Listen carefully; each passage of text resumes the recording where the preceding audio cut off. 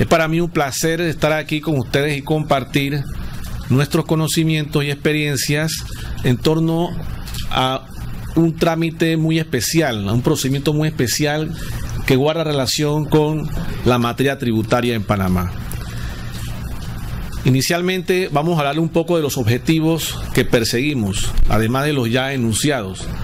Identificar los entes que ejercen el control administrativo tributario en Panamá, explicar la naturaleza, composición y el rol que desempeña el Tribunal Administrativo Tributario, explicar los recursos legales existentes para presentar reclamaciones contra las decisiones administrativas en materia tributaria, mencionar la fase del procedimiento administrativo tributario, explicar el régimen probatorio en el ámbito tributario y analizar algunos medios de prueba en este ámbito.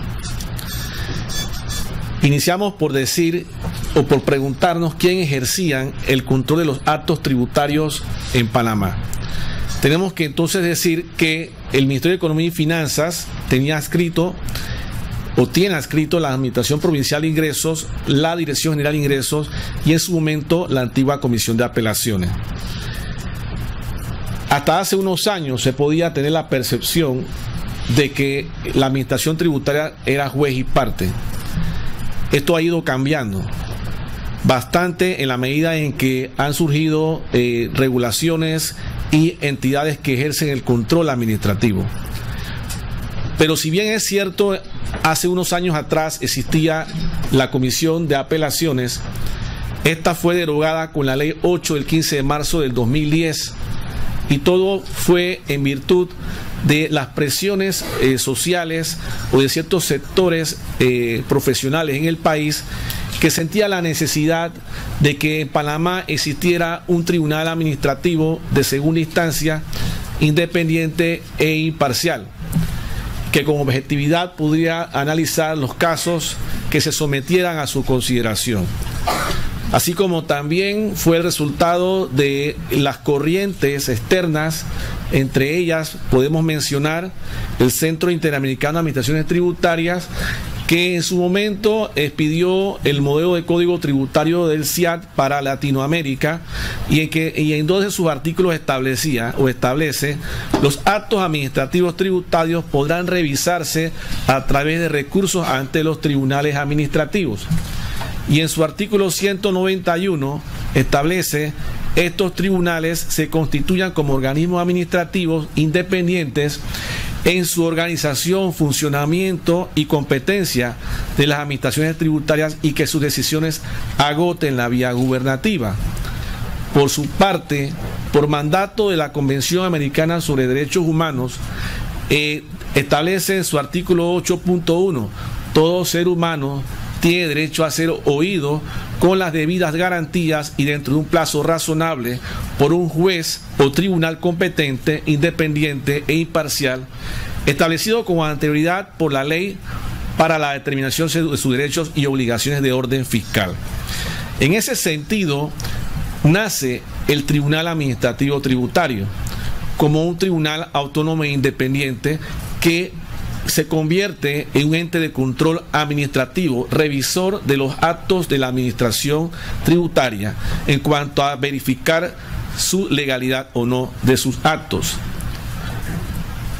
El procedimiento administrativo tributario se inicia con la solicitud, más bien en la vía gubernativa se inicia con la presentación del recurso, pero esta a su vez obedece a un rechazo o a una aceptación parcial de algún derecho que el contribuyente en su momento haya solicitado. Esta solicitud se hace generalmente por escrito, como bien sabemos, a través de memorial, y es dirigido ante la administración tributaria.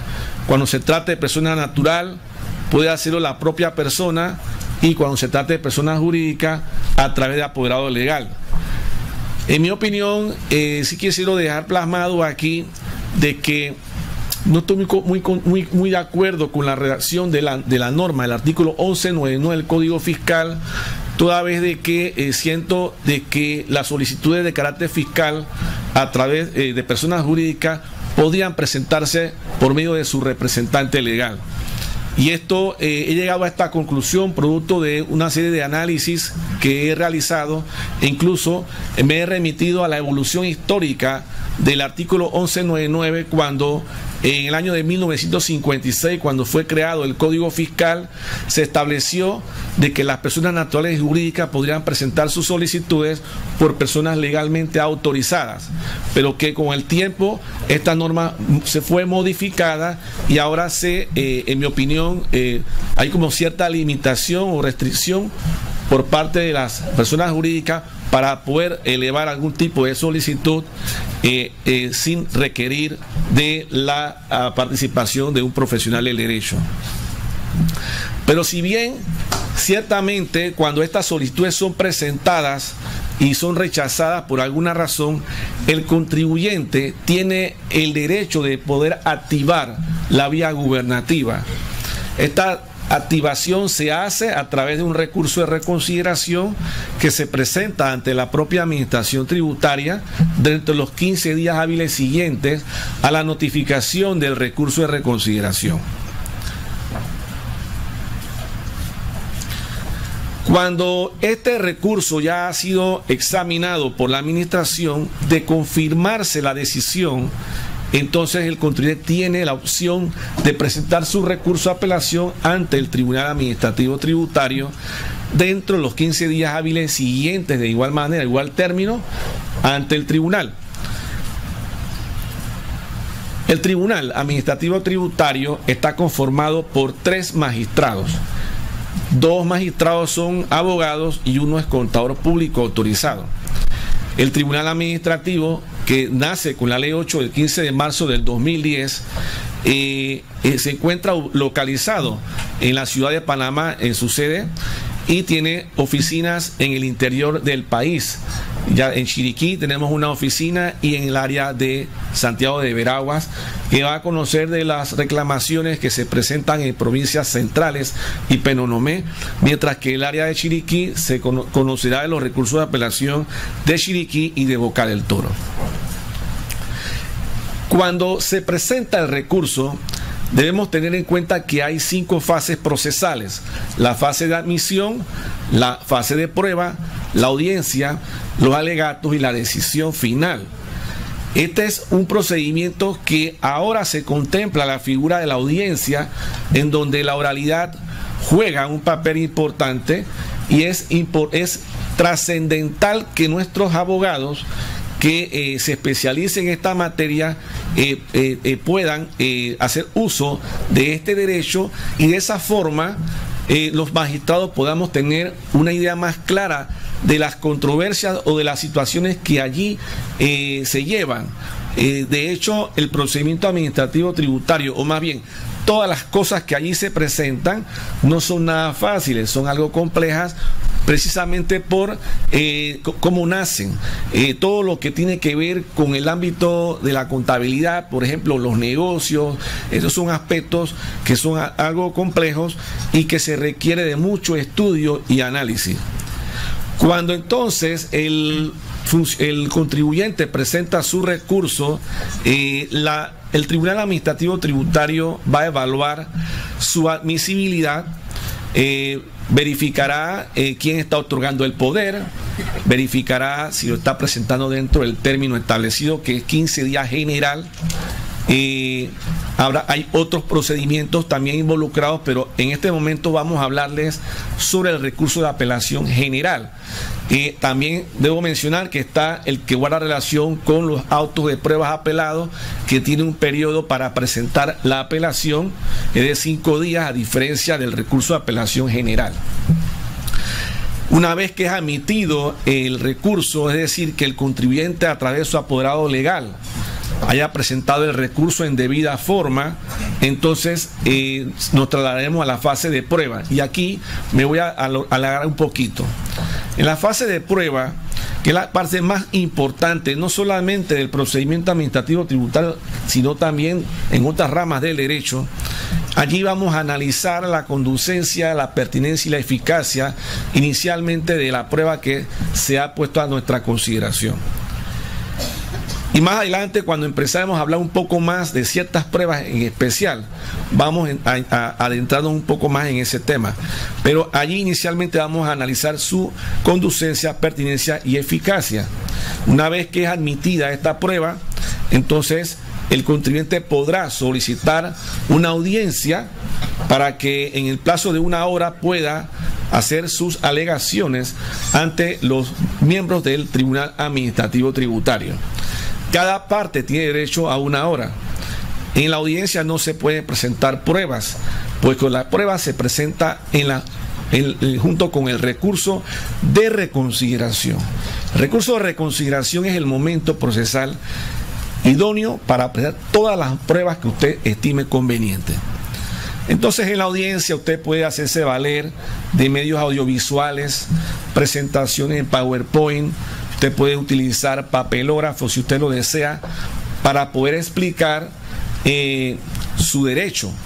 Estamos hablando ya de fórmulas matemáticas, ecuaciones, etcétera. Una vez finalizada la audiencia, que tampoco es obligación del magistrado concederla, pero que ha sido la tendencia de hacerlo por efecto de darle preeminencia a la oralidad y que el contribuyente tenga una opción más de ser escuchado, entonces pasamos a la fase de alegatos.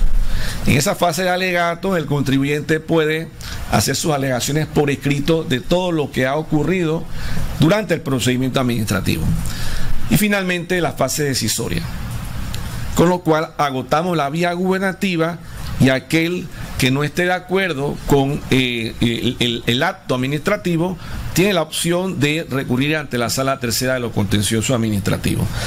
Debe saberse de que la sala no se convierte en una tercera instancia, puesto que ellos van a conocer de otros aspectos, mientras que la primera y segunda instancia son los que van a conocer sobre la materia sustancial de lo que se trate. Ya entrando en la fase probatoria, la misma consta de 3 partes: la admisión, la práctica de pruebas y la valoración de pruebas.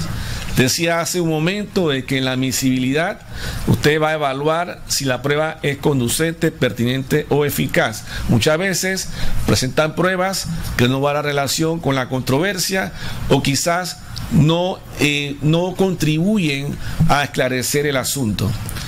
Pero también debe saberse de que la prueba, a pesar de que debe cumplir con los requisitos de conducencia, pertinencia y eficaz, la prueba también debe cumplir con ciertos requisitos que establece la norma judicial. Y aquí sí quiero hacer también otro paréntesis que debía haber dicho desde un principio. El régimen tributario, el régimen del procedimiento administrativo tributario se encuentra en el libro 7º del Código Fiscal. Pero ante los vacíos de este procedimiento, la ley nos remite a la ley 38 de 2000 de procedimiento general administrativo, y ante los vacíos de la ley 38 al Código Judicial, en la sección que tiene que ver con las pruebas más que nada. En fin, una vez que se verifica los requisitos de admisibilidad e idoneidad de la prueba, en la mayoría de los casos son pruebas documentales, porque en el ámbito tributario lo que prevalece es la prueba documental, llámese facturas, cheques, certificados, libros de contabilidad.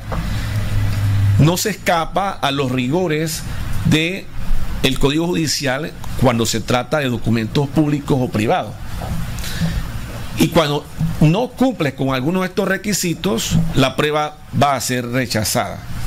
Estos requisitos, cuando se trata de documentos de naturaleza privada, es que deben ser presentados en original, como todos ustedes sabrán, y si son copias ante notario, o cotejada por el secretario o juez del tribunal. Y cuando se trate de documentos públicos, la diferencia es que debe ser certificada por el funcionario que pidió dicho documento. Ahora bien, sentimos también de que nuestro procedimiento, que como bien dije está apoyado en 3 normas distintas, es un procedimiento algo riguroso, pero que hemos ido sensibilizando, hemos ido flexibilizándolo, buscándole ese amplio sentido que la ley 38 nos ofrece, a fin de que ni el recurso ni las pruebas sean rechazadas de plano, sino que podamos buscar los mecanismos para que el contribuyente pueda llevar el procedimiento al final y no tenga que verse frustrado por algún incumplimiento de algún requisito, dándole la opción de que pueda subsanar las fallas que tenga, no solo en la presentación del recurso, sino también en la presentación de las pruebas. Una vez admitidas las pruebas, nos vamos a las prácticas, que no debe ser menos de 8 ni mayor de 20 días cuando se trata de pruebas prácticas, de pruebas periciales. Por ejemplo, aquí más adelante mencionaré que precisamente nosotros estamos promoviendo la aprobación de un nuevo código de procedimiento para que sea un procedimiento más adecuado a lo que aquí se discute. Una práctica de prueba de 8 a 20 días a veces se torna muy poca por la complejidad, porque cuando el perito va a la empresa no tiene la información completa, o por la forma en cómo lleva su contabilidad y sus archivos y no las tienen a la orden del día. Esos son días que pasan y cuando usted acuerda ya transcurrieron los 20 días, tiene que presentar el informe y cuando prenda el informe viene incompleto.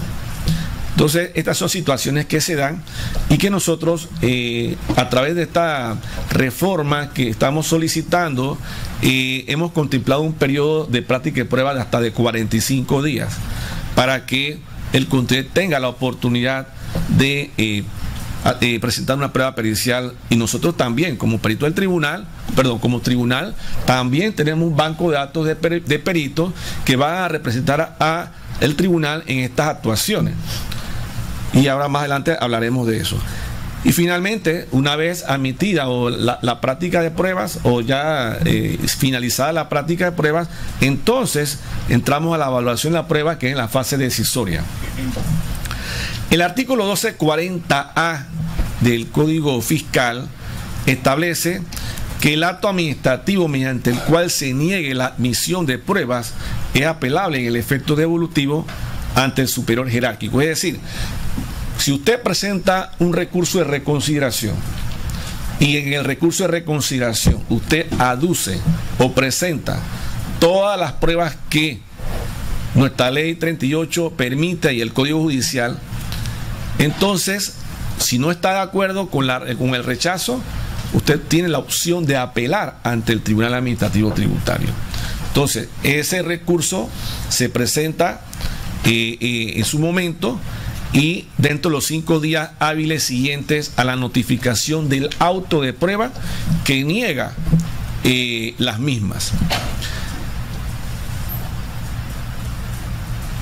Debo decir que la resolución que niega la admisión de estas pruebas no será recurrible ante la Sala Tercera de la Corte.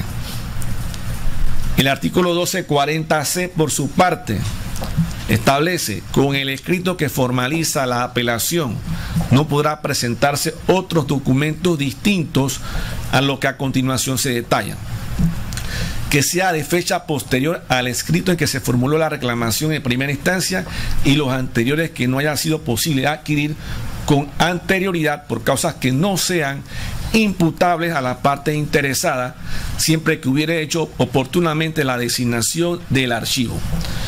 Aquí hay una opción, así como el 1240D que vamos a conocer, en donde el contribuyente, a pesar de que no presentó las pruebas junto con el recurso de reconsideración, excepcionalmente podrán ser aportadas junto con el recurso de apelación cuando la prueba que usted esté presentando no la haya podido aportar en su momento por causas que no sean imputables a ustedes.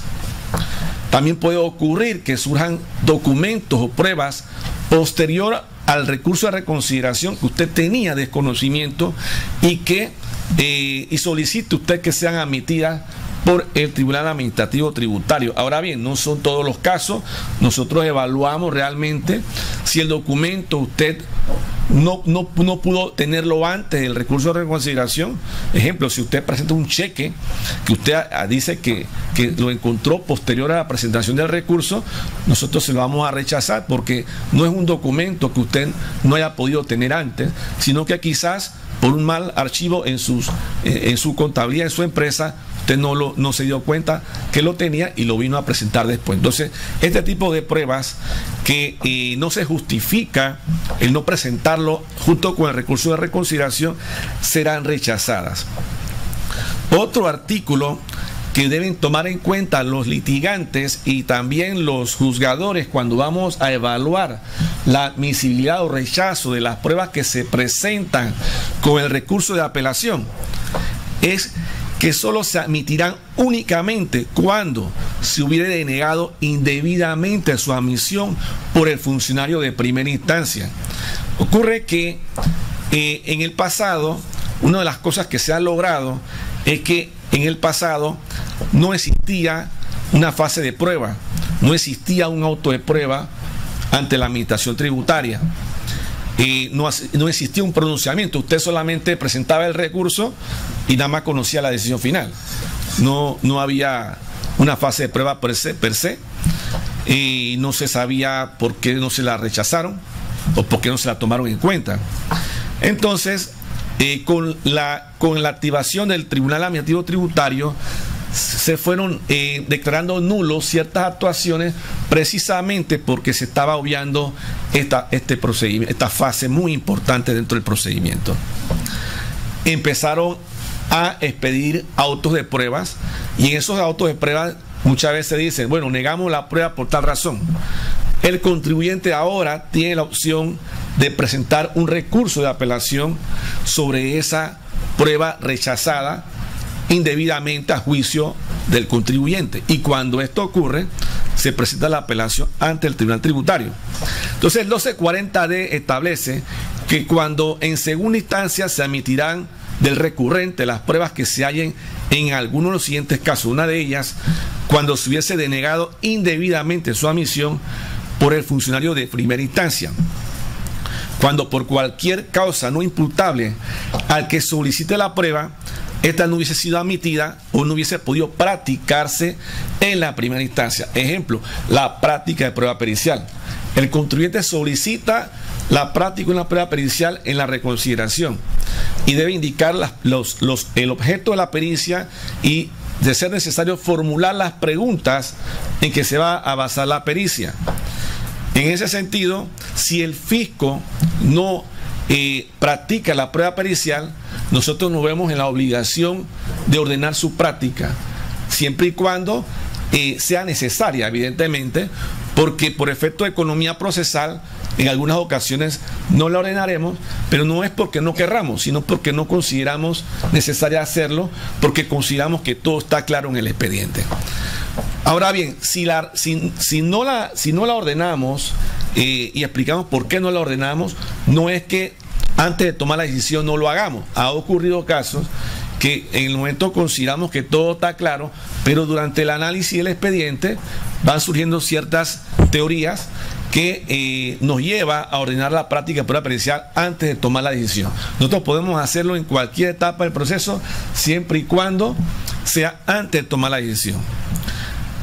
Continuando con el artículo 1240D, también se admitirán las pruebas junto con la apelación cuando hubiera ocurrido algún hecho nuevo de influencia en la decisión del expediente con posterioridad al escrito en que se formula la reclamación de primera instancia.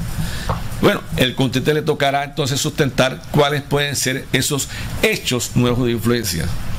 Puede ocurrir también que cuando en el caso de aquella documentación que el contribuyente no haya podido aportar en la reconsideración, pudo haber sido el resultado de una certificación solicitada ante una entidad pública y esta entidad no respondió dentro del término que tenía el contribuyente para presentar el recurso.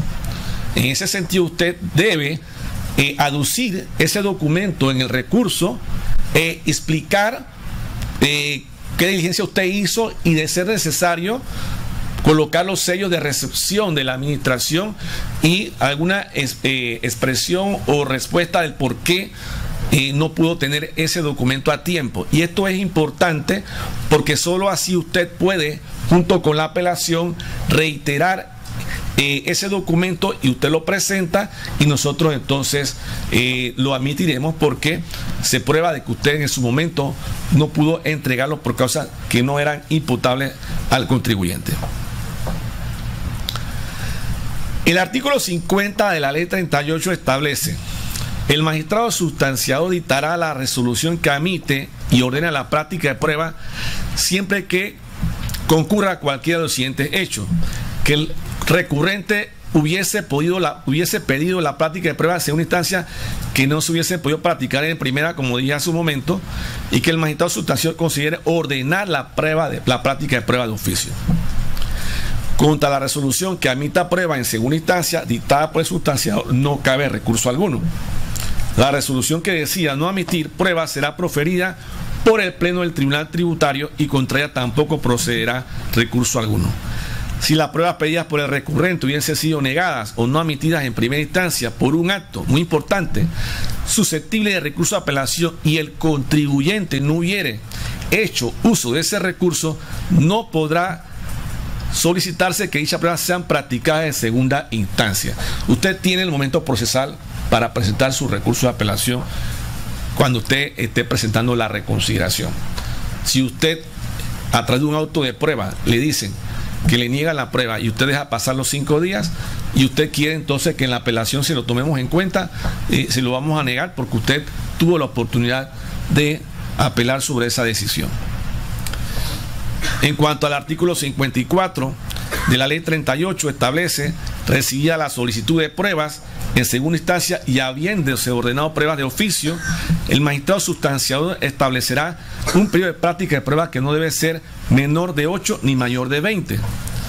Y como mencioné hace un momento, nosotros estamos impulsando la discusión de una propuesta de Código de Procedimiento Administrativo, competencia que tenemos en la ley 8 de 15 de marzo del 2010, cuando encontremos de que las normas no guardan relación con las necesidades actuales, podemos sugerir a través de una iniciativa, que obviamente no podemos tener iniciativa legislativa porque todo es a través del MEF, presentar una propuesta a la normativa actual, y de hecho lo hemos establecido. Y nos parece también prudente mencionar que ahora, en estos momentos, cuando se está ahora discutiendo o se va a discutir el proyecto de ley que eleva a categoría de delito la defraudación fiscal, es importante que discutamos un documento de procedimiento para conocer cuáles van a ser las reglas del juego, porque este es un tema que nos atañe a todos. El artículo 121 de esta propuesta, que ustedes las pueden localizar, aquellos estudiosos, en la página web del Tribunal Tributario, www.tribunaltributario.gov.pa, ustedes van a poder ver esta propuesta. En su artículo 121 establece que el término de prueba será fijado de acuerdo con la importancia y complejidad del caso. Es decir, si yo tengo un periodo de X a X días, yo como juez, vamos a analizar cuántos días le vamos a ceder para que se pueda realizar la práctica de prueba, dependiendo de la naturaleza o la complejidad del asunto. Esta no va a ser inferior de 10 ni mayor de 45 días hábiles. Cuando se trate de pruebas que deban recabarse en el extranjero, el plazo no será inferior a 30 días hábiles. En los asuntos estrictamente jurídicos se prescindirá del término de prueba de oficio. El artículo 147 establece que además de las pruebas pedidas y sin perjuicio de lo dispuesto en otras disposiciones de esta ley, el funcionario de primera instancia deberá ordenar las prácticas de prueba, todas aquellas que estime conducentes o procedentes, para verificar las afirmaciones de las partes y la autenticidad y exactitud de cualquier documento público o privado en el proceso. Esto es muy importante porque a veces cuando recibimos los expedientes encontramos pruebas que no se han practicado en la primera instancia, y es deber del funcionario público de primera instancia a practicar todas aquellas que sean conducentes para ello, e incluso Para verificar las afirmaciones, las partes deberán verificar la autenticidad de los documentos. Existen documentos, cuadros en Excel, que no están firmados por el representante legal, por ejemplo. Es entonces la primera instancia la que, si tiene alguna duda sobre esa prueba, entonces llamar a la parte para que pueda verificar la autenticidad del documento, es decir, si la persona la firmó o reconoce el contenido del mismo. Y en la segunda instancia, practicar aquellas que sean necesarias para aclarar puntos oscuros o dudosos del proceso. O sea, nosotros vamos solamente a ordenar prácticas de oficio o de prueba cuando sean para aclarar puntos dudosos, no es para hacer la auditoría. Hay casos, por ejemplo, en donde se objeta el 100% de los costos de una empresa. Esos casos para nosotros es imposible, primero porque no tenemos un personal para que haga el trabajo que tiene que hacer la administración, ¿sí?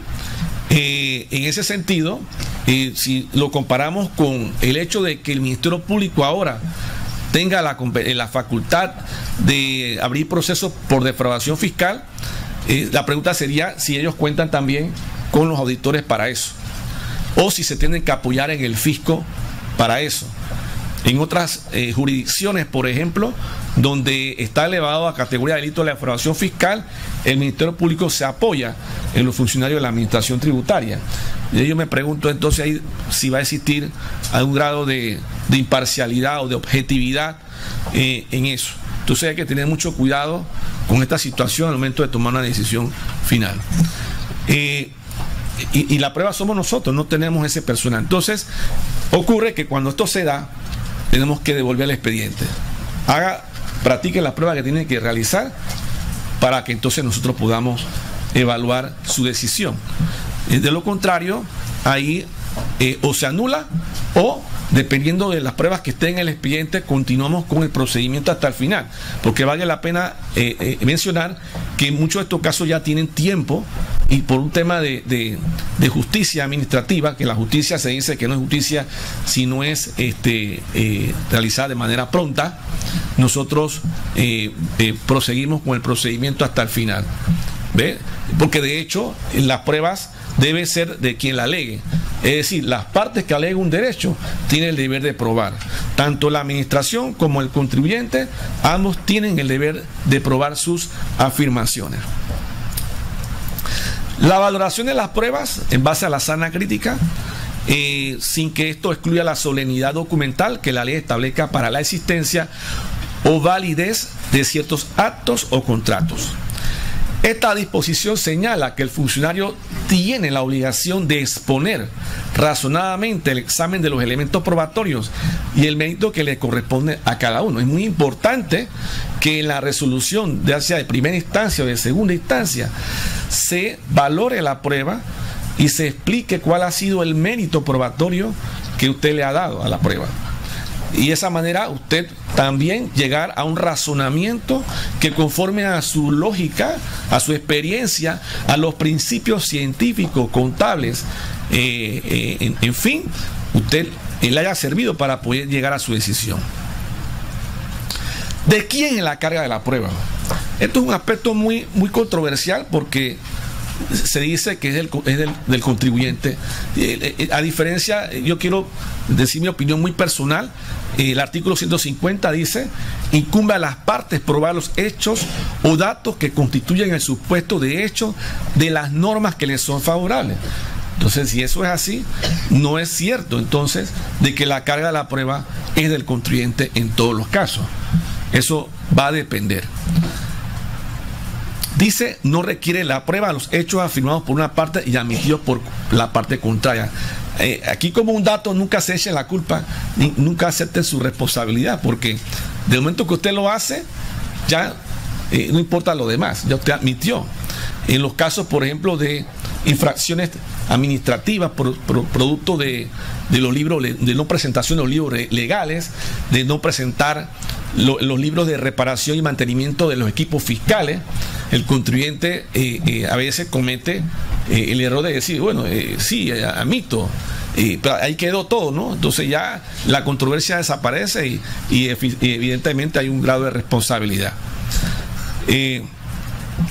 cuando se trate de hechos notorios y los que tengan parados por una presunción de derecho, y el derecho escrito que rige la nación tampoco requiere la presentación de prueba. O sea, la discusión de la carga de la prueba. Se prohíbe a la administración pública solicitar o requerir el pensionado documentos que reposen por cualquier causa en sus archivos. También en un principio se hablaba de que usted no presentó la declaración de renta y le niego el derecho. Oiga, pero si la declaración de renta está en la base de datos de la administración, ¿por qué tengo que presentarla? Oiga, pero si la declaración de ITBMS ya yo la mandé por e-tax, ¿por qué tengo que presentarla? Entonces, en cierta manera aquí como que se aplica el tema de la teoría de la carga dinámica de la prueba. O sea, la carga de la prueba es de quien tiene mejor acceso a ella. Ahora, aquí hay una condición: siempre y cuando usted la invoque, tiene que invocarla, tiene que decir dónde se encuentra para que opere este artículo. Pero no es verdad que usted tiene la necesidad de tener que aportar el recurso junto con el recurso, la declaración de renta. Puede ser que usted no la tenga, pero usted sabe que la presentó, usted la está viendo en el sistema electrónico, y usted en ese sentido lo que hace es que la invoca y dice dónde se encuentra. Así como cualquier otro archivo o documento que usted tiene certeza que se encuentra allá, usted la puede aducir e indicar dónde se encuentra para que no le nieguen esa prueba. Entonces, pongo la dama de la justicia aquí porque en un principio se nos cuestionaba: el TAT es profisco, el TAT todo es a favor de la administración tributaria. El problema es que si usted no prueba, usted no tiene el derecho, y para probar tiene que también conocer las reglas del juego, y por eso la dama de la justicia es ciega. Ella es ciega porque a pesar de que usted tiene el derecho, no se lo puede conceder porque no probó. Y también esto aplica para la administración tributaria. En el caso de las liquidaciones adicionales, que no son más que aquellas determinaciones del tributo sobre aquella declaración voluntaria que el contribuyente presentó, se le hizo un cálculo diferencial del impuesto toda vez de que el fisco objetó una serie de gastos. Entonces, el fisco debe aportar dentro del expediente las hojas de trabajo del auditor, el informe de auditoría, para que nosotros podamos revisar, analizar de dónde procedió ese alcance, y los documentos que sirvan de sustento para la determinación de ese impuesto. También en lo que respecta a la renta presunta, que es cuando el contribuyente no tiene libro de contabilidad o de su documentación no se puede determinar ningún dato que nos lleve a obtener la renta gravable, entonces la administración tributaria tiene todas las facultades para poder determinarla en base a tamaño de empresa, de repente a empresas similares, puede entonces ellos determinar el impuesto en base a una renta presunta. Tienen toda esa potestad, pero hasta en eso la administración debe documentar cómo llegó a determinar esa renta presunta. Entonces, de allí es que le digo que la carga de la prueba no es ciertamente del contribuyente, es que va a depender del tipo de acto administrativo. Si el acto administrativo es oficioso, oficioso es que nace de la propia institución, como es una auditoría, una liquidación. En esos casos, la carga de la prueba del contribuyente, de la administración tributaria. Un operativo que se realice en el chino. Van a una tienda de un chino, le piden la administración, pues muchas veces lo que hacía es que le pedían un real de pepito. Ya el pepito no existe, me parece. Bueno, chino, dame un real de pepito, por favor. Y el chino le entregaba el pepito y no le emitía factura, sino que la plata la metía en la tradicional caja de madera. Bueno, cuando digo chino no estoy hablando de los chinos, porque para nosotros los chinos son como de todo lo que son del continente asiático, así que para que nadie se sienta aludido, ¿no? Pero eso ocurre, todos sabemos que es un hecho público y notorio. Usted va a la tienda y no le entregan factura. Entonces la administración levanta un acta de proceso, que ahora lo vamos a ver. En ese acta de proceso, la administración debe explicar todo lo que ocurrió, los actores, la hora y los hechos. Sentimos que las actas de proceso no están debidamente desarrolladas de cómo ocurrieron. La administración debe tomar fotos, declaraciones, copia de facturas de los documentos que pidió el comerciante, a fin de poder darle mayor sustento a esa diligencia que terminó en la fijación de una sanción. ¿Por qué? Porque se trata de un acto propio oficioso de la administración tributaria, y si la administración se siente lesionada por el incumplimiento de un deber formal o sustancial, entonces debe probarlo. En cuanto al administrado o contribuyente, sujeto pasivo o obligado tributario, como también se le conoce, cuando se trata de solicitudes de carácter fiscal en donde se está pidiendo un beneficio, es el contribuyente el que tiene el derecho y el deber, más bien, de sustentar su solicitud de carácter fiscal. Ahora, esto es en la etapa de la relación fisco-contribuyente, en la parte administrativa. Pero cuando se trata de la vía gubernativa, que entonces la carga de la prueba es del contribuyente, porque es ahí donde usted se siente afectado. Es allí donde usted, a través de un recurso de reconciliación, usted va a documentar todas sus afirmaciones junto con este recurso. Los medios de prueba son todo lo que reconoce la ley, siempre y cuando sean lícitos, conducentes, pertinentes y eficaces. Prueba documental, testimonio, inspección oficial, acciones exhibitorias, los dictámenes periciales, informes, indicios, facsímiles, medios científicos, reproducciones mecánicas, fotocopias, cualquier otro medio de prueba que sirva para la convicción del juez. La prueba documental en el ámbito tributario es esencial porque se basa generalmente en los hechos económicos de una empresa y que a través de su contabilidad y de sus archivos se deben ir acumulando a fin de poder en un momento dado servir de prueba. Pero esta prueba documental tiene una característica, es reglada, porque no solamente debe cumplir con los requisitos de idoneidad que establece el Código Judicial y la Ley 38, sino que también debe cumplir con ciertos requisitos de la propia norma sustantiva, del propio Código Fiscal. En el caso de una factura, la factura debe tener su membrete, debe tener su nombre de comercio, el RUC, el DV, la dirección. Si es impresa, la factura tiene que decir la imprenta donde se reprodujo, donde se imprimió esa factura, la cantidad de lota a la que pertenece. Todos esos elementos le dan validez a la prueba. Ahora, no por eso es que va a ser rechazada al momento de la admisibilidad de la prueba. La prueba va a ser posiblemente admitida porque se trata de un documento que guarda relación con la discusión. Pero cuando vamos a la valoración final, es muy probable que esa prueba no tenga el mérito probatorio para poder atribuir el derecho al contribuyente o a la parte. Esto es muy importante. Los libros legales de contabilidad, por ejemplo. Los libros legales de contabilidad que se hacen a través de medios electrónicos. Todavía no he visto. ¿Hay alguien de la DG aquí? ¿El fisco? ¿No? No hay nadie del fisco acá. Pues no quiero dar ideas. Usted es el fisco. Ya, no puedo hablar mucho. Mentira. Por ejemplo, el análisis de la prueba documental. En eso yo andaba. Bueno, la prueba electrónica. Ok. Cuando se trata de una contabilidad basada en sistemas electrónicos, es mi opinión de que podría restarse el mérito probatorio toda vez de que la administración no haya dado esa autorización, porque entiendo de que, usted me desmentirá, entiendo de que debe pasar por una autorización la contabilidad que usted tiene, el sistema, el programa, el software que usted tiene a su haber. Y en ese sentido podría restarse el elemento probatorio porque a pesar de que es un registro diario de transacciones electrónico, puede ser que sí guarda relación con el proceso, puede ser admitida. El problema es al final, cuando yo tengo que darle el valor a esa prueba. Por eso que es reglada y compleja. Ejemplo de pruebas en el ámbito tributario: facturas, recibos, cheques, pagarés, contratos, notas de crédito y de débito, certificaciones de CPA.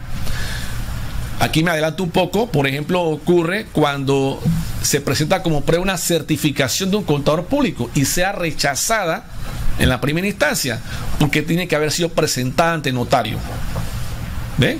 O sea, hay dos profesionales en el país que dan fe pública: el contador público y el abogado. Los abogados dan fe pública sobre los actos o contratos entre particulares, y el contador público autorizado da fe pública sobre los actos propios de la profesión del contador público. En ese sentido, una certificación de ingresos, el profesional idóneo para dar fe pública, entonces el contador, más no el notario.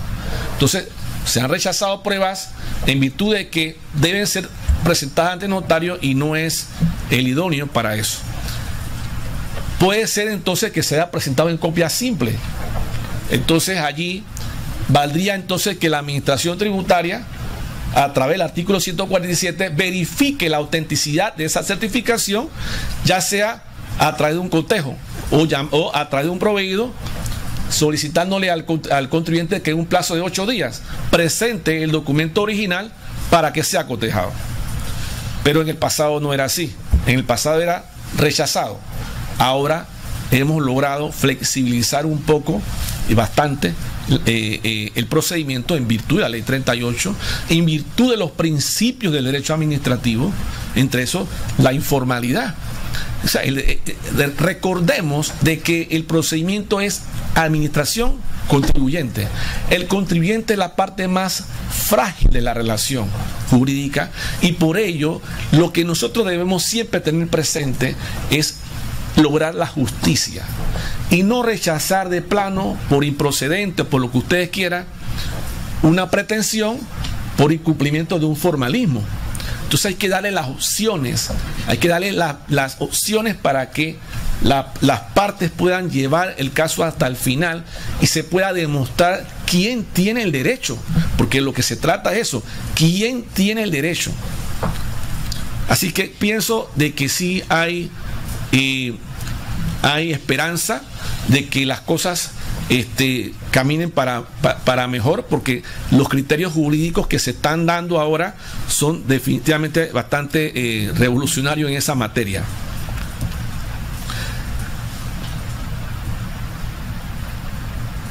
El artículo 140, por ejemplo, la ley 38, en ese sentido también establece de que, y es discutible su interpretación. Sin embargo, nosotros le hemos dado la interpretación que en algún grado favorezca el proceso. El artículo 140, que no está en pantalla, establece que el contribuyente podrá presentar, o más bien la administración pública deberá verificar la autenticidad de la copia o el facsímil posterior al recurso de reconsideración en un momento prudencial. Entonces, este parrafito para algunos abogados sería como darle alguna oportunidad probatoria a la parte, en este caso al contribuyente. Para otros es un mecanismo para tratar de que el caso no se caiga allí, sino que tenga la opción de presentar esta prueba aún posterior de la presentación del recurso, y el contribuyente pueda presentar la original y que se le coteje. Recordemos que la ley 38 está por encima del Código Judicial. Entonces, basado en la jerarquización de las normas, la ley 38 en este caso es la que prima y no el Código Judicial. Pero ya son interpretaciones que hay, ¿no? Decíamos entonces que la prueba documental es reglada. Un ejemplo de ello es la factura. El artículo 11 dice: es obligatoria la expedición de facturas o de documento equivalente para acreditar toda operación de venta. Entonces la factura debe cumplir no solamente con los requisitos de idoneidad, sino aquellos que regula el artículo 11 de el decreto de gabinete, ya me olvidó, de tantas veces que lo veo, en la facturación. Bueno, aquel. Bueno, ¿qué buscamos con la prueba documental? Las facturas. Determinar si el gasto es deducible o no, si el gasto contribuye a la producción de la renta y a la conservación de su fuente, si fue efectivamente pagado, si el servicio se recibió, si estuvo debidamente contabilizado. y si el costo o gasto corresponde al periodo fiscal que se está declarando. Todos esos elementos se deben considerar al momento de determinar la deducibilidad de un costo o de un gasto.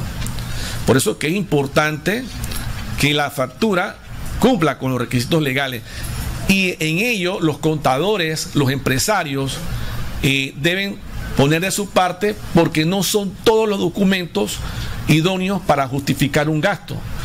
Hace un tiempo atrás, por ejemplo, decía de que la justificación del gasto también va a depender no solamente de la documentación, sino también del propósito del gasto.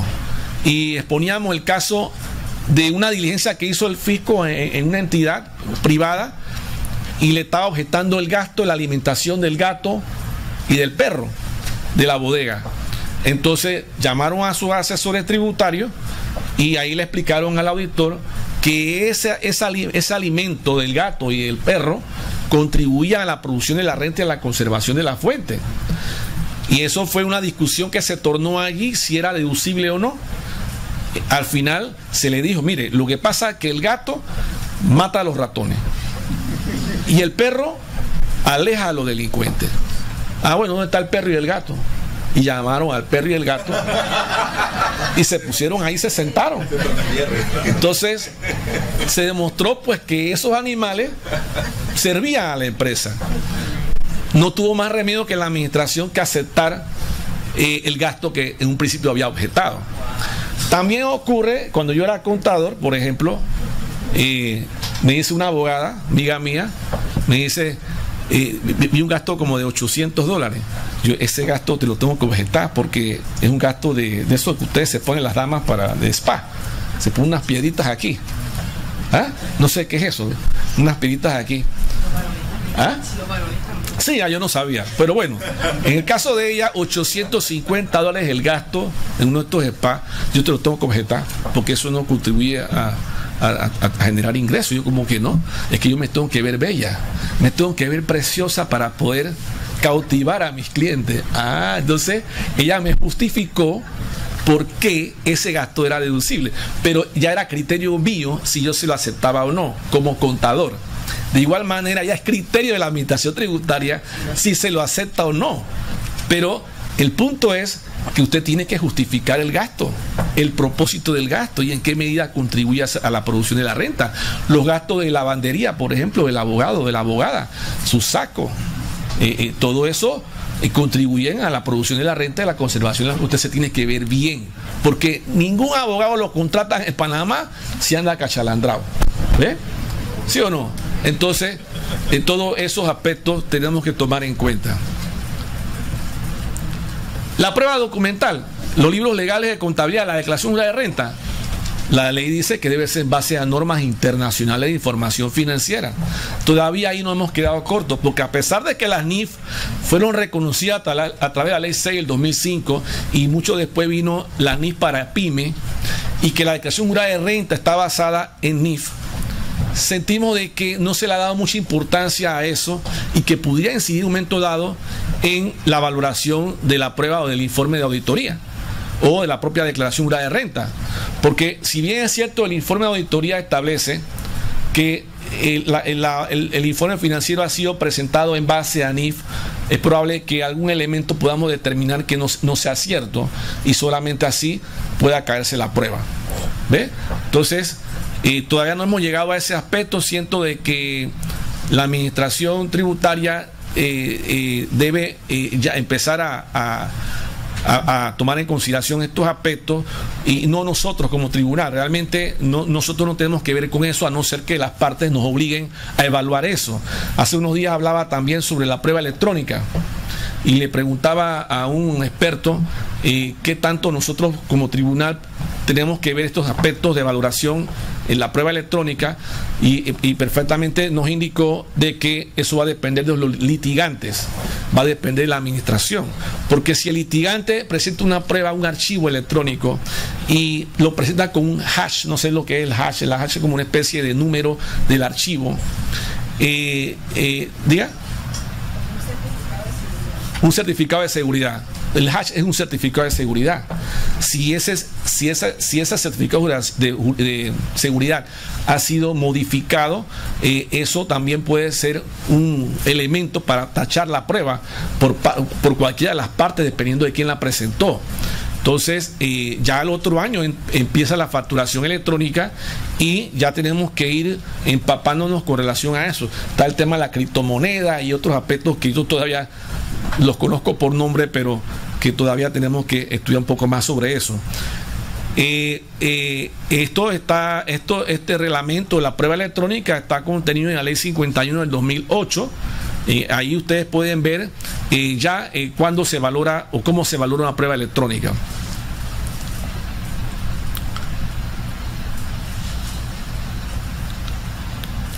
Nuestro proyecto de Código Tributario habla sobre el artículo, sobre los requisitos de la prueba rendidas por contadores públicos autorizados.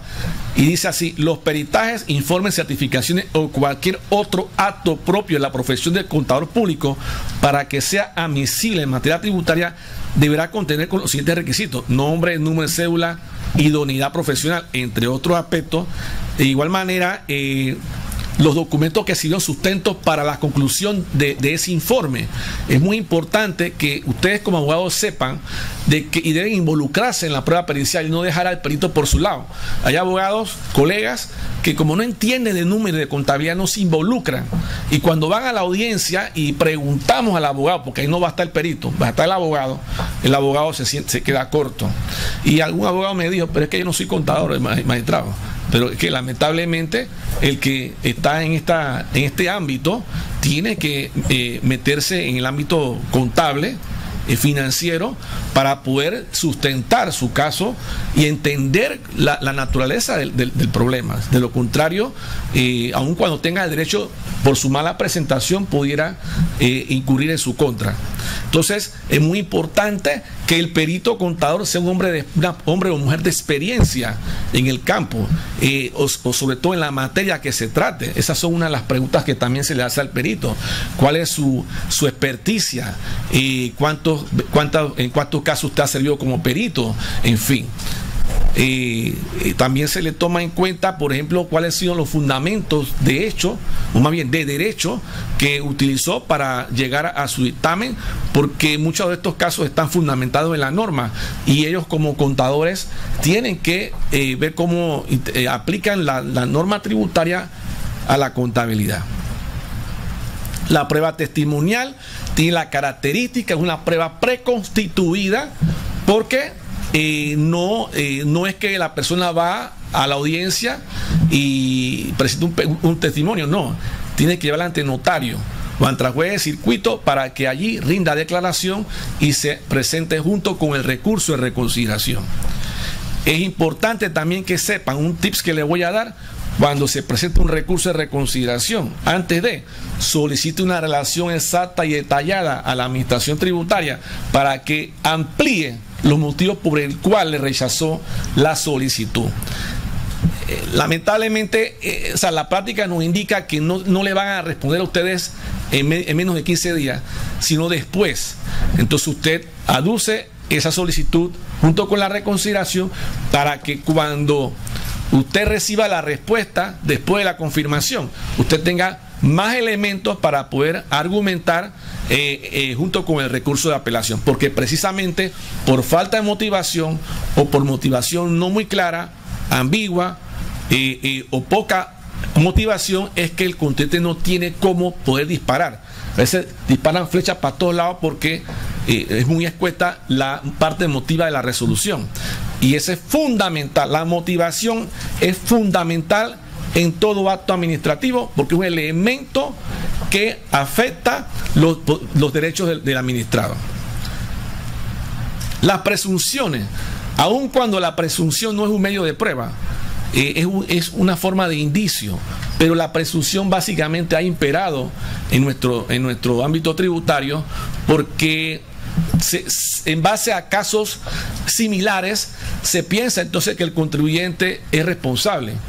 Esos son indicios, pero la presunción adquiere validez en la medida en que sea acreditada. Eso es muy importante. La presunción de buena fe opera en la medida en que sea acreditada por la administración. No es una patente de curso, no es firmar un cheque en blanco y en ese sentido decir, señor, usted es responsable, cuando aquí en Panamá y en todas partes del mundo existe la presunción de inocencia, y la presunción de inocencia también aplica al ámbito tributario. Ya hablamos de la prueba pericial, el peritaje, la fuerza del dictamen pericial. En materia tributaria, la fuerza del dictamen será estimada por el juez teniendo en consideración los principios científicos en que se funde, la relación con el material del hecho, la concordancia de su aplicación con la regla de la sana crítica, la competencia de los peritos, la uniformidad o disconformidad de sus opiniones y demás pruebas, y otros elementos de convicción que ofrezca el proceso. Otros elementos de apreciación probatoria: tenemos la competencia y especialización profesional del perito con relación a la materia que dictamina, la precisión y coherencia y grado de certeza del dictamen, el método de investigación y exposición, las fuentes y datos que sirven de base al examen, las contestaciones a las preguntas del opositor, el comportamiento del perito en el proceso y el prestigio en los círculos profesionales. Ocurre que el perito quiere ser abogado. Dentro de la audiencia, dentro de su entrega de informes, por ejemplo, pretende sembrar en el juez algunos criterios jurídicos, y debemos decir que la facultad de interpretar es del juez, más no del perito. El perito debe circunscribirse objetivamente a las preguntas que se le están haciendo y responder objetivamente a las preguntas que se le han formulado.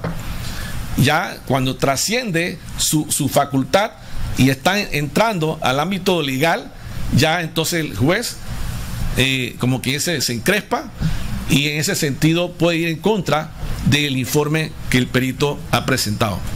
El comportamiento del perito en el proceso es importante. La contestación a las preguntas del opositor.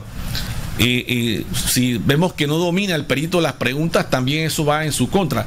También en estos días me ocurrió, hice una pregunta al perito, el perito no me quiso responder porque sentía que había una especie de colisión de intereses, conflicto de intereses, porque el problema cuando el peritaje lo hace una firma de auditores, y esa firma de auditores presta servicio de declaración de renta, contabilidad, precio de transferencia, entonces, y el perito pertenece a esa misma firma, ya el perito se tiene que cuidar qué es lo que va a decir, porque cualquier cosa que diga puede ser en contra de su propio cliente, y eso representa la pérdida de un ingreso importante. Entonces el perito no respondió a la pregunta sí o no. Entonces esos son aspectos que evidentemente pueden ir en su contra. Cuando vino la prueba la prueba pericial del tribunal, la perito sí dijo lo que tenía que decir, ya yo sabía la respuesta, el tema es que teníamos que hacer la pregunta. Bien, las actas de procesos constan en dos partes, la parte formal y la parte sustancial. La parte formal de un acta de proceso, o más bien, ¿qué es un acta de proceso? Es el acta que levanta el fisco cuando inspecciona a un comercio. El comercio puede ser sujeto a verificación de un deber formal. ¿Qué son los deberes formales? Son los deberes que tiene el administrado, el contribuyente, de presentar informes que la administración requiere para su control o fiscalización. Ejemplo, los informes de compra, la información que aparece contenida en la factura, los libros legales, los libros de reparación y mantenimiento del equipo fiscal. Todo eso son deberes formales. Fíjense que no guarda relación con impuestos en sí, sino que son obligaciones de tipo formal que son duramente sancionadas por la administración cuando se incumple. Una multa puede ir de $3,000 a $5,000 o de $5,001 a $10,000 cuando es reincidencia hasta cierre del establecimiento comercial por incumplir algunos de estos deberes. Entonces es seriamente sancionada. Pero entonces la administración debe identificar al contribuyente, al representante legal. En el cierre del acta debe consistir en la firma del contribuyente o su representante en cuanto a resultados preliminares de la investigación realizada, indicando la hora y fecha de su realización, y también se deberá constar la negación de la firma del acta. En caso de que los testigos, en caso de que exista negación, los testigos deberán presentarse allí para efecto de dar testimonio de que se negó. En la etapa sustancial debe desarrollarse la diligencia de los hechos, los protagonistas, las alegaciones principales, las pruebas aportadas o aducidas, las no aportadas y solicitadas, las que serán aducidas en la reclamación o reconsideración, otros hechos que se requieren hacer constar por parte del funcionario o contribuyente, las oposiciones, las objeciones, aclaraciones y afirmaciones, testimonios y demás elementos de juicio tomados en consideración en ese momento. Entonces ustedes pueden ver que la administración tiene el deber de escribir todo lo que ocurrió, las oposiciones, las alegaciones, las aclaraciones, todo. Pero eso no ocurre así. Eso no ocurre así y tenemos que estar indagando, interpretando qué es lo que quiso decir, y eso no está ocurriendo. Otra cosa que yo siento que no está ocurriendo es que, si bien es cierto, el decreto de gabinete 170 establece la administración podrá conceder otro día para que el administrador pueda hacer su descargo, eso yo siento de que, a pesar de que es una facultad discrecional, siento que debería ser obligatoria, porque es un mecanismo más que tiene el administrador para poder hacerse sentir, ser escuchado, por lo menos ser escuchado, porque si bien es cierto la multa ya la tiene, porque el momento en que le pidieron el libro legal no lo tenía, ya automáticamente tiene derecho a la sanción, pero podría haber algún grado atenuante, o incluso por ser primera vez la administración podría considerar no colocarle la multa, pero eso no se está dando. Antes sí se daba, sí veíamos que 2 días después se citaba al contribuyente y se le escuchaba, e incluso usted presentaba los libros que no presentó en su momento, pero eso ya no se está dando, y insto a la administración a que lo haga. El valor probatorio de las actas de proceso. La fe pública aflorará en las actas e informes y demás anexos en la medida en que los razonamientos de las descripciones, detalles y demás datos consignados lleven a la convicción de que efectivamente se hacen constar todos los resultados de la diligencia como éstas fueron realizadas, y la participación de todos los que ellas intervinieron, alegaron, aportaron o adujeron. De manera que, si no existe razonamientos serios, sólidos, bien estructurados y fundamentados, y con una sana lógica, cuando ella sea necesaria, jamás habrá fe pública y mucho menos valor probatorio de verdad. Para tener un acta de proceso razonable, la administración tributaria deberá hacer uso de las siguientes facultades.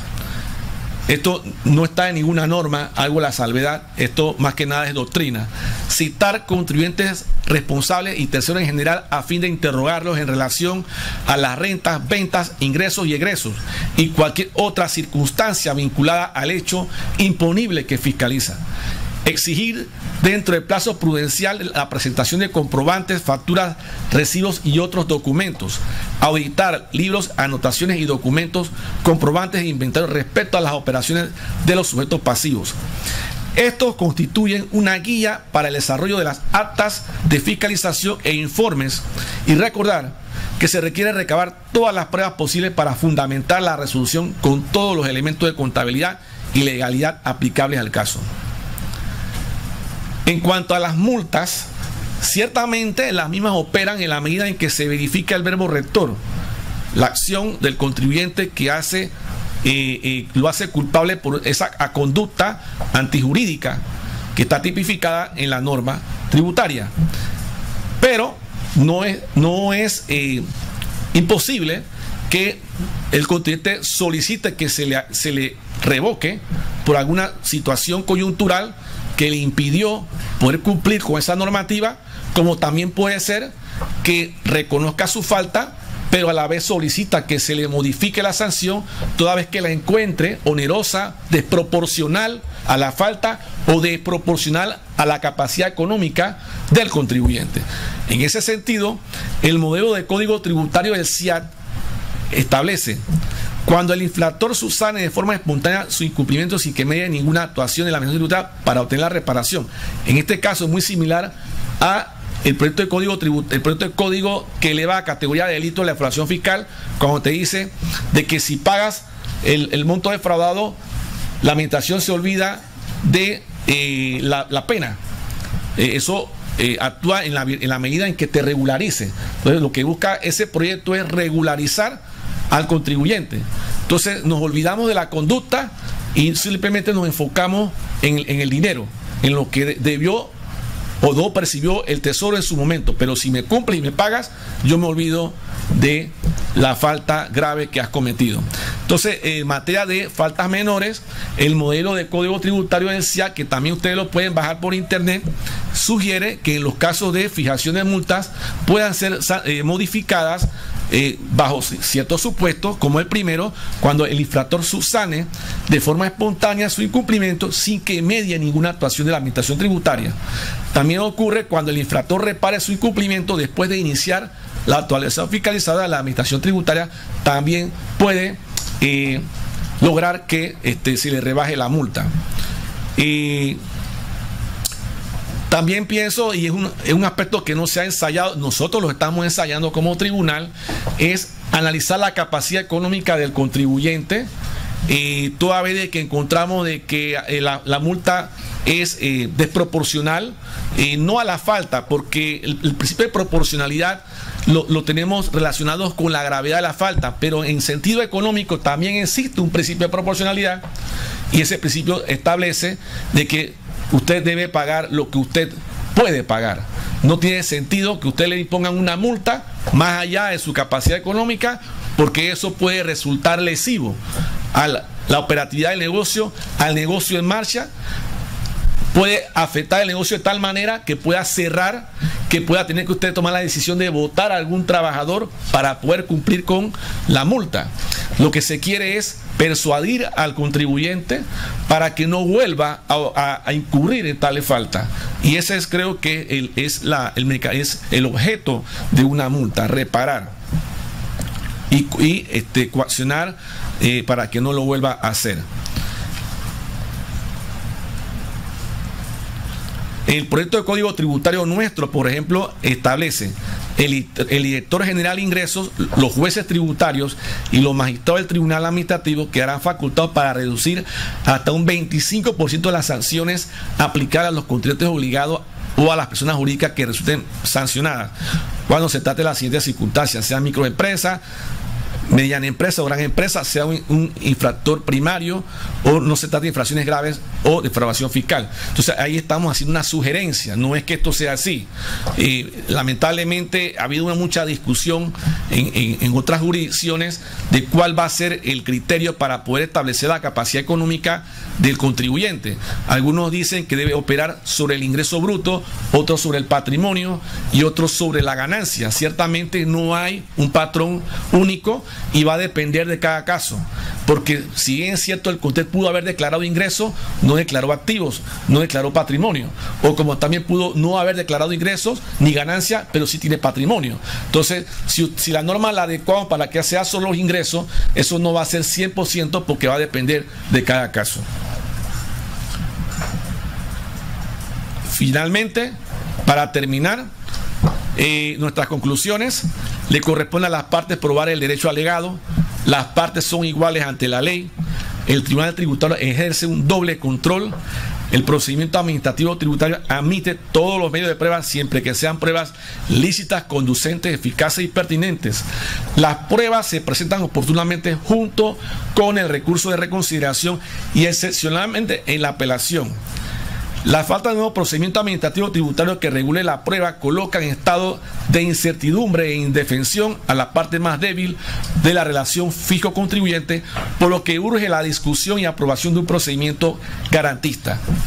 La prueba documental contable es reglada. Los principios que rigen la prueba son una guía para la administración y para el administrado. La presunción de legalidad de los actos de la administración pública admite prueba en contrario. La carga de la prueba inicial es de quien alega el derecho. La prueba pericial contable debe estar sustentada, al igual que las liquidaciones adicionales hechas por la autoridad tributaria. Todo documento de naturaleza contable debe tener el refrendo de un contador público autorizado. No es que sea obligación, pero eso le da mayor fuerza. El contador público autorizado es el profesional que da fe pública sobre los actos propios de la profesión del contador, y el notario da fe pública sobre los actos o contratos entre particulares. Los peritos deben ceñirse a responder las preguntas objeto del peritaje de forma objetiva, y cuando se esté realizando una práctica pericial donde participen peritos del tribunal y del contribuyente, deben procurar su análisis en campo de forma independiente porque podría restar mérito probatorio. Nos encontramos con informes periciales iguales, puede coincidir el resultado, pero quizás el procedimiento no. Y a veces encontramos que se copian de los mismos errores. Entonces, eso no contribuye al proceso que estamos llevando.